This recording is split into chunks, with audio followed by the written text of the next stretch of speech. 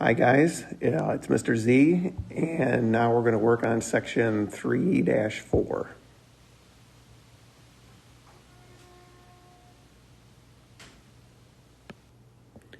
Similar to chapter 2, we need to get the variable by itself. Then number 1, we're going to undo addition and subtraction first. And second, we're going to undo multiplication and division. But remember that if you multiply or divide both sides of the inequality by a negative number, you have to flip the inequality symbol. These are multi-step inequalities that we're going to solve. So let's move on and start example 1. So in example 1, the first thing we want to do is get this 2b term by itself. So we need to move this 45. Well, it's a positive 45. So we're going to subtract 45 on both sides. On the left side, the 45 minus 45, that cancels out, makes it 0. So on the left-hand side, we have a positive 2b. Again, it's positive because of that plus sign right there, or that addition symbol. That addition symbol right there, that implies that the 2b is positive. And then we need to bring down our inequality symbol, which is a greater than. Bring that down like it is. And then the right-hand side is 16. Well, from there, we need to divide both sides by whatever number's in front of that variable. So we're going to divide both sides by 2. And we get b is greater than 8. So that's the solution to our inequality. Then we have to graph it. This one there is not an equal to bar, so we'll use an open circle. So we'll put an open circle at 8. And again, the direction that this inequality is pointing is to the right. Let's move on to number 2.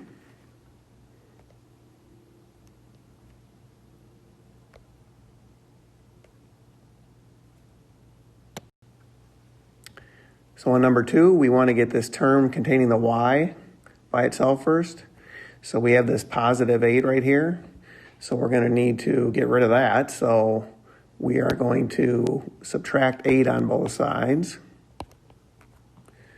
Those will cancel out and make a 0. All we have left on the left-hand side now, well, again, make sure you bring down this sign in front of that 3y, all right? That subtraction right there, that implies that that is a negative 3y. So we're going to bring that down. So all we have on the left-hand side is negative 3y. We're going to bring down our inequality symbol just like it is, so that's greater than or equal to. And then we have 29 minus 8 is 21. From there, we're going to divide both sides by whatever number's in front of that variable. So we're going to divide both sides by negative 3. The negative 3's cancel out and make a 1. So then we get y is, well, hold on a second here. We got a 21 divided by negative 3. That's a negative 7. But you got to remember that I divided both sides by a negative number right here. So whenever we do that, we got to reverse the direction of our inequality. So it was a greater than or equal to. We're going to make it a less than or equal to. So that's our solution for number 2. But then we got to graph it. This one does have the equal to bar, so we got to make the solid dot. So let's put a solid dot right here at negative 7. And then since our variable's on the left, our inequality is pointing to the left, so we shade to the left. Now we can check our answers on these just like we did before, but at this point I'm just going to move on. So let's move on to number 3.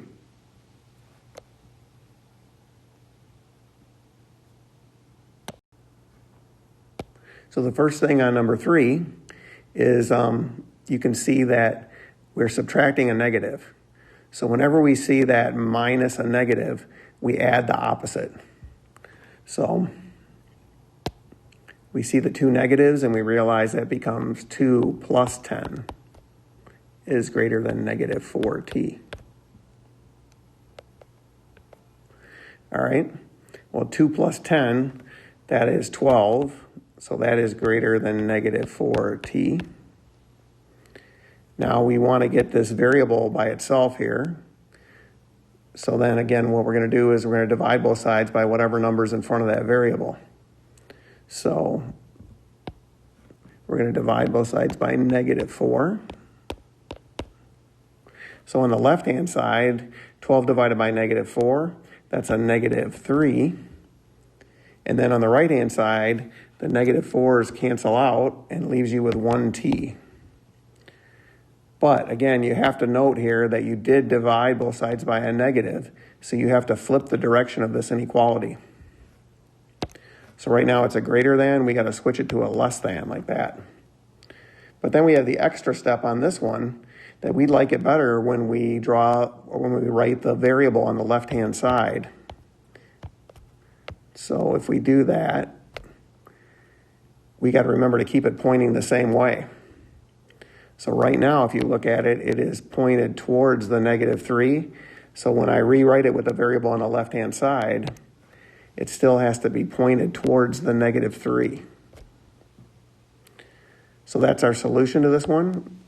Again, we like to write that variable on the left-hand side because now the direction of this inequality tells us which way to shade it. This one does not have the equal to bar, so this one's going to be an open dot. And that's at negative 3. And it's pointed towards the right, so we're going to shade to the right.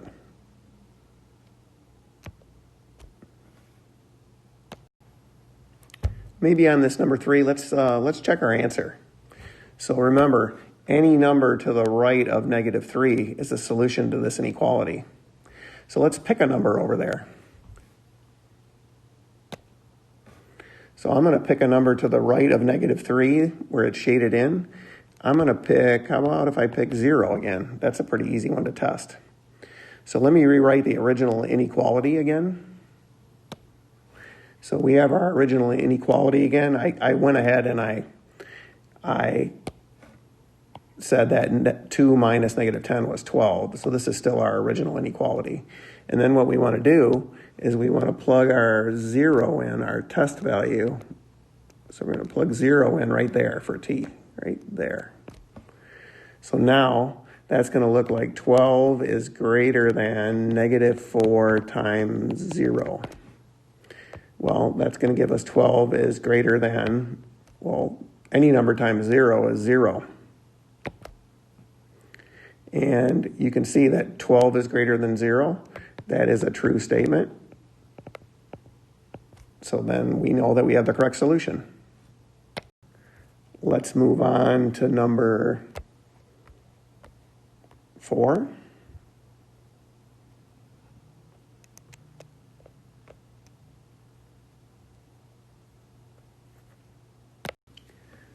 I'm going to show you a little shortcut on number 4.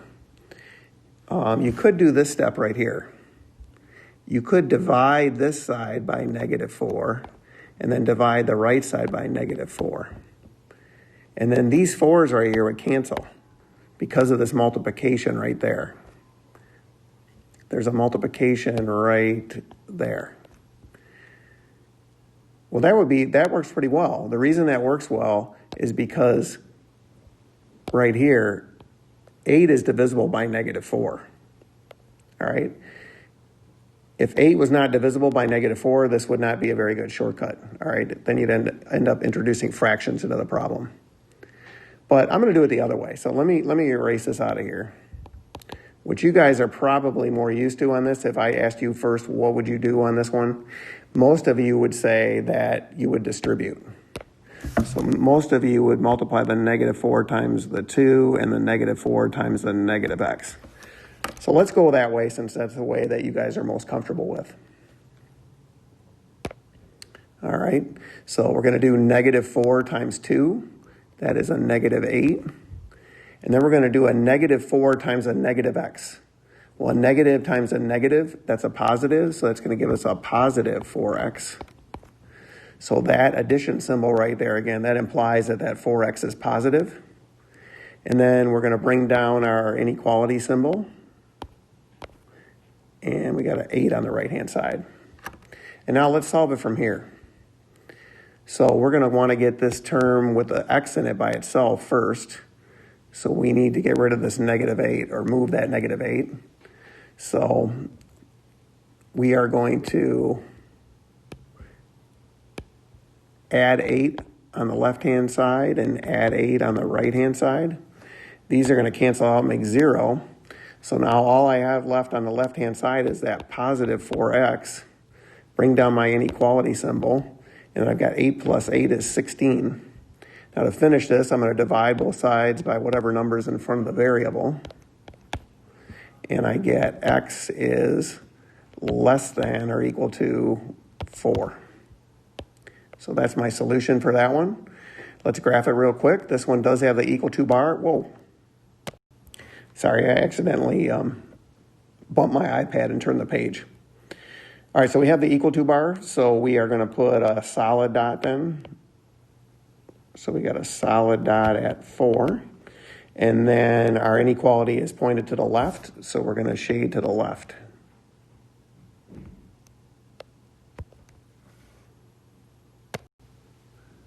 All right, let's move on to number 5. So number 5, I'm going to zoom way in here. And I'm going to show you guys a little trick on this one.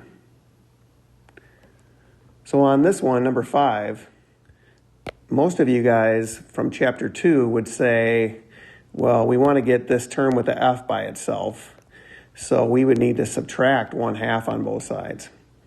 But then we'd have to find a common denominator in order to subtract fractions, right? You have to have the same denominator to add or subtract fractions. So instead, I'm going to show you guys a little trick on this one. You can solve it the other way from chapter 2 if you'd like, or I'm going to show you this and you can try it this way if you'd like. So let's think about this problem a little bit. Let's think in terms of what the common denominator would be for 3 and 2. Well, what we're looking for is we're looking for the least common multiple for 3 and 2. In other words, we want the smallest number that 3 and 2 both divide into evenly. Well, that number would be 6. So I'm going to use multiplying by 6 as a little shortcut to this problem. So I'm going to multiply the left side by 6. I'll show this in red for you guys.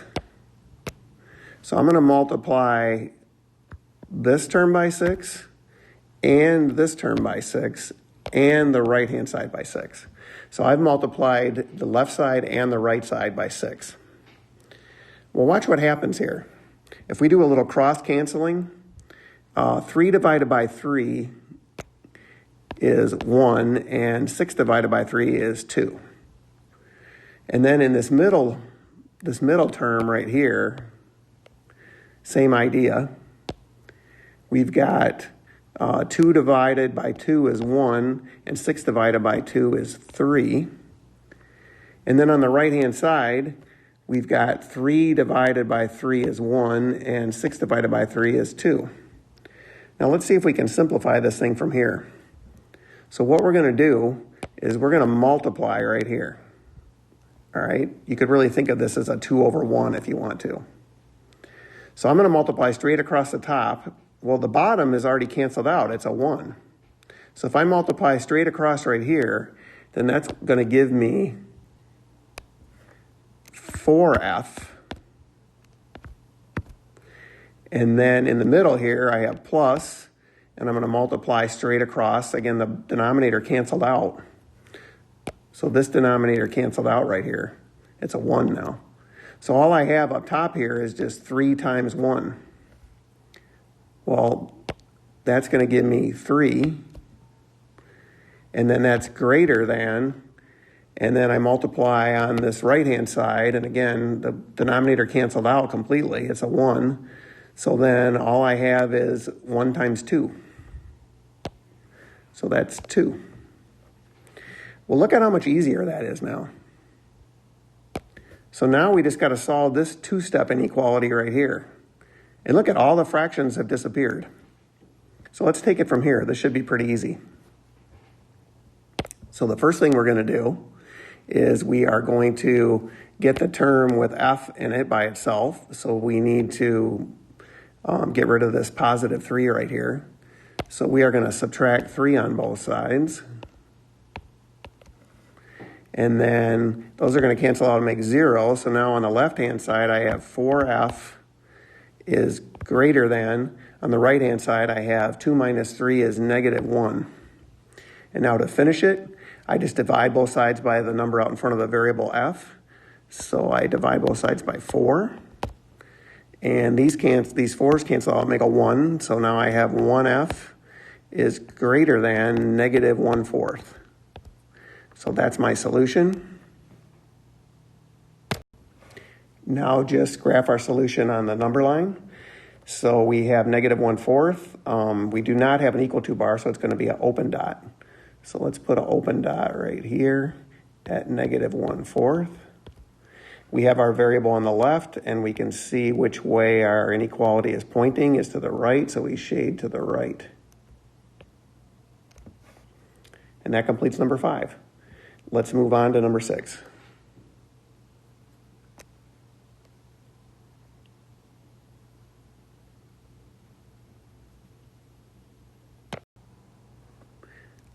The first thing I want you to notice on number 6 is look at this left-hand side right here. Do you see that we could combine like terms? So what we have on that left-hand side is we have an 8x and we have a negative 5x.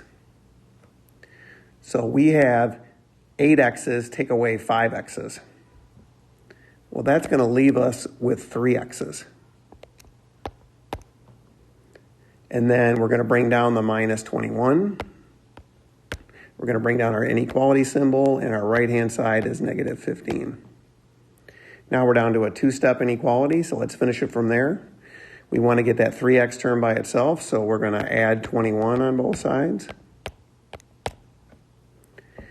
These are going to cancel out and make a 0. So now on the left-hand side, we just have 3x is less than. We got negative 15 plus 21. That's going to be a positive 6. Then we divide both sides by 3. And we get x is less than 2. So there's our solution for number 6. It does not have an equal to bar on it, so we are going to make an open circle at 2.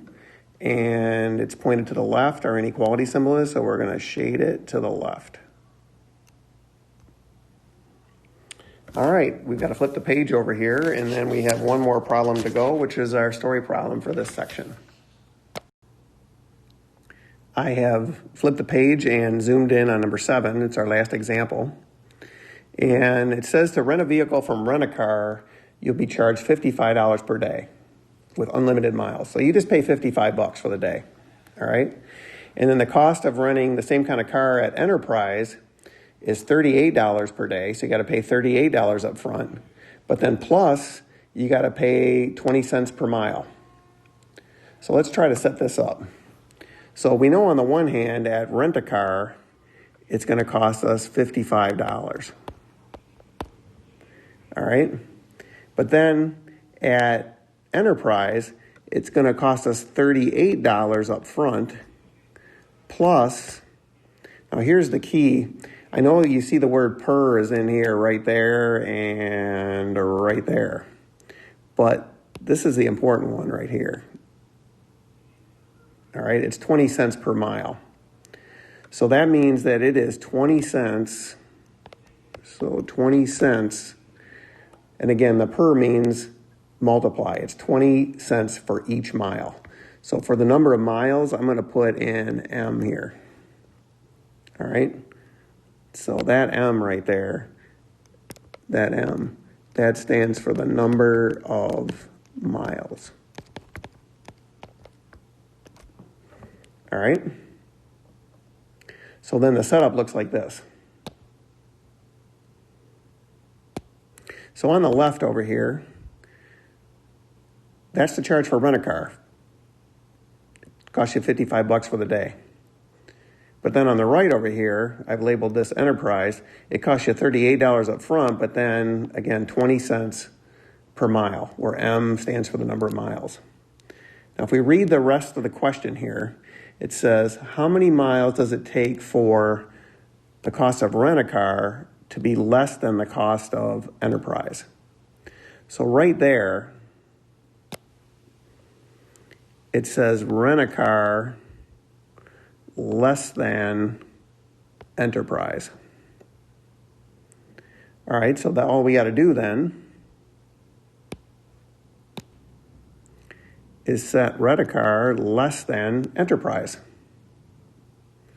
And then we're just going to solve this inequality. The first thing we want to do on the right-hand side is get this term containing the m by itself.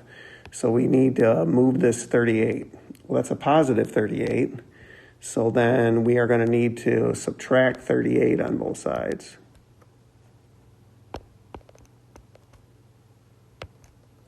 All right. So from there, that will leave us, I don't have a lot of room here, so let's see, I think I could probably fit one more step. So that's going to give us 17 on the left-hand side is less than. The 38 minus 38 cancels out, that's 0. And then I got a positive. Again, this addition right here gives me a positive 0.20 m.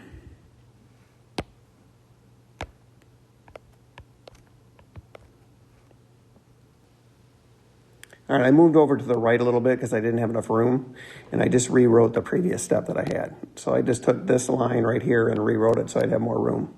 So I got to get m by itself. It's got 20 hundredths out in front of it. So I just need to divide both sides by whatever number's in front of that variable. So I'm going to divide both sides by 0.20. The 0.20 over 0.20, that is 1. That cancels out. Anything divided by itself is 1. So then on the left, on the right-hand side, I have m. I bring down my inequality, and 17 divided by 0.2 is 85. Now again, we usually don't like to write this answer with the variable on the right-hand side, so let me move this over here now. Again, I'm running out of room.